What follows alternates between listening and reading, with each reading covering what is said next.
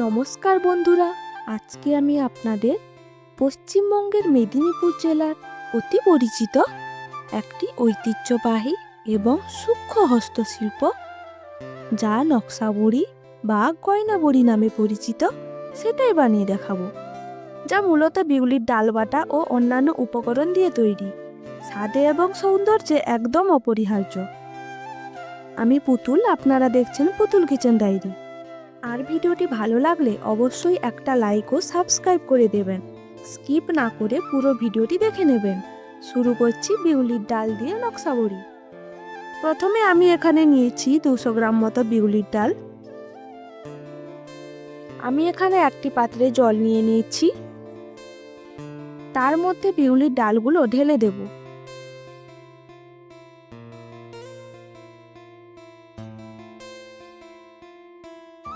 এগুলো একটু ভালো করে নাড়িয়ে চাড়িয়ে ধুয়ে নিতে হবে।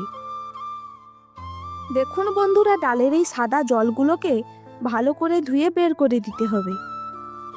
এরপর বিউলির ডালকে সারা রাত এইভাবে জলে ভিজে রেখে দিতে হবে। পরের দিন একদম ভোরেই আমার শাশুড়ি মা এই বিউলির ডালগুলো শিলনোড়ার সাহায্যে বাটা শুরু করবে। তাই প্রথমে ডালগুলো শিলের উপর দিয়ে দিচ্ছি। এগুলো মিক্সিতেও বাটা যায়, কিন্তু ডালটা বেশি পাতলা হয়ে যায়। এতে বড়ি দেওয়ার কিছুক্ষণ পর বড়িগুলো বসে যাওয়ার ভয় থাকে, আর বসে গেলে বড়ির ডিজাইনটা ভালোভাবে বোঝা যাবে না। তাই ডালটা আমার শাশুড়ি মা নিজের হাতেই শিলনোড়ার সাহায্যে ভালোভাবে মিহি করে বেটে নিচ্ছে। ভালোভাবে বাটা হয়ে গেলে এবার এই মিশ্রণে দিয়ে দেব কিছুটা কালো জিরে আর স্বাদ মতো লবণ। এবার এটাকে এই শিলনোড়ার ওপরে ভালো করে ফেটিয়ে নেব। যত ভালো ফেটানো হবে আমাদের নকশা বড়ি তত হালকা হবে ও মুচমুচে হবে।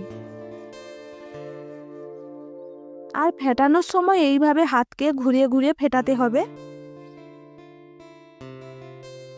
এবার এই পুরো মিশ্রণটিকে একটা প্লেটে তুলে নেব। এবার একটা থালাতে পোস্ত নিয়ে নিচ্ছি। পোস্তগুলোকে থালার ওপর এইভাবে একটু ছড়িয়ে দেব।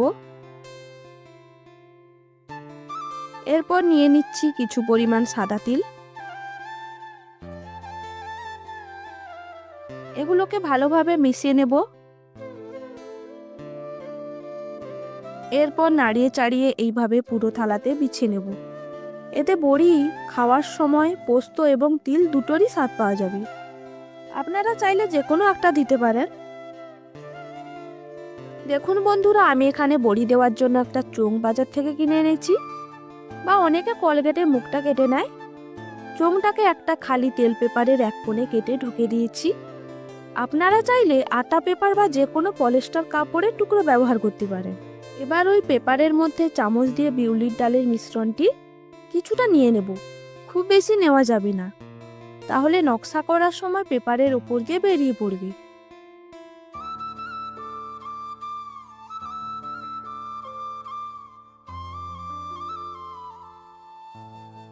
থালার এক পাশে কাপে কিছুটা জল নিয়ে তার মধ্যে একটা ঝাঁটা বাঁধানো পিচ রেখেছি, যাতে নকশা করার সময় কোনো অসুবিধা না হয়।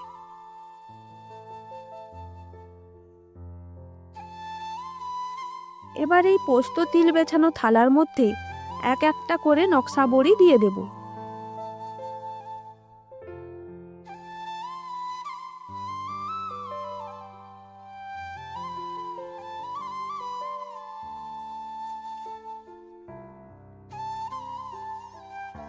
সাধারণত পূর্ব মেদিনীপুরের একটা ঐতিহ্যবাহী শিল্প হচ্ছে এই নকশা বড়ি দেওয়া। বড়ি দেওয়ার সময় অবশ্যই রোদ্দুরে দিতে হবে, এতে সাদা এবং ফলকা হবে।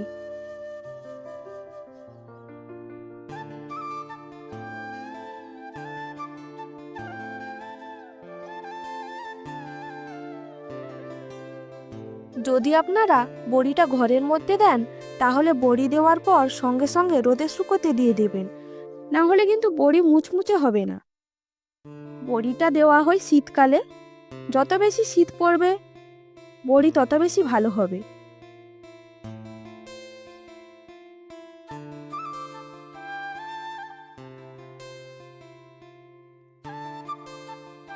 এখানে একটা ছোট্ট টিপস, বন্ধুরা নকশা বড়ি দেওয়ার সময় কিন্তু হাত উল্টো দিকে ঘোরাতে হবে, এতে নকশা সুন্দর হবে। না হলে সোজা দিকে ঘোরালে নকশা বোঝা যাবে না।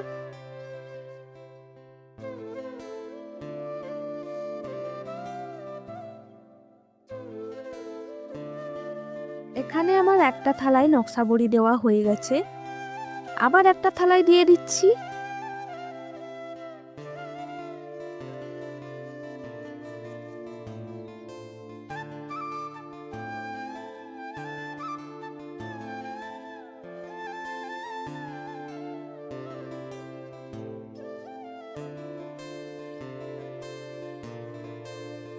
বন্ধুরা নকশা বানাতে বানাতে কোনো জায়গায় যদি আটকে যায় তাহলে পিঁচ দিয়ে এইভাবে ছাড়িয়ে নিতে পারেন।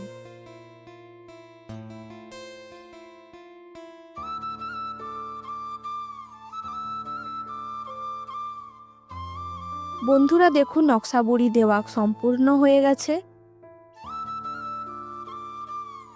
এখন এই থালাগুলো আমি রোদ্দুরে রেখে দেব।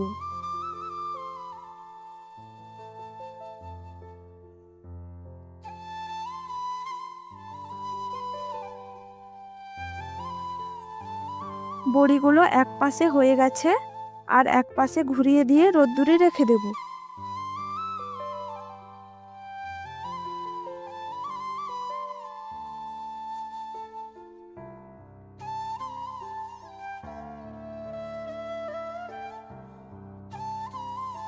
দেখুন বন্ধুরা বড়িগুলো দুই দিকে সমানভাবে শুকনো হয়ে গেছে এবং দেখতেও খুব সুন্দর লাগছে। এবার ওই বড়িগুলো কতটা হালকা হয়েছে সেটা আপনাদের কয়েকটা বড়ি ভেজে দেখাচ্ছি।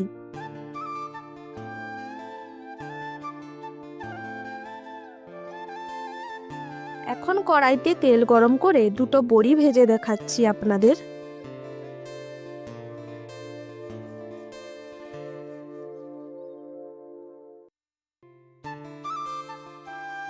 তেল হালকা গরম হলে বড়ি দুটো দিয়ে দেব, গ্যাসের ফ্লেমটা লো রাখবো।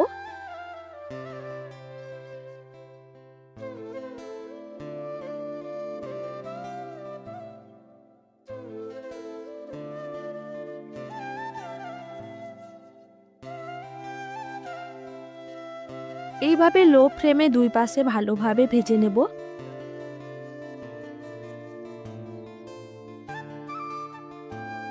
দেখুন বন্ধুরা বড়িগুলো আমাদের কি সুন্দর লাল হয়ে গেছে।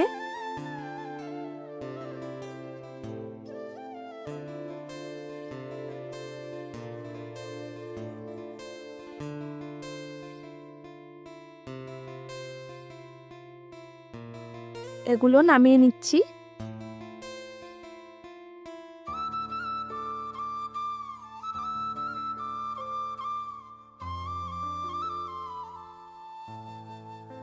বড়িটা এতই ফলকা হয়েছে, আমি একটা ভেঙে দেখাচ্ছি, খুব সহজেই ভেঙে যাচ্ছে।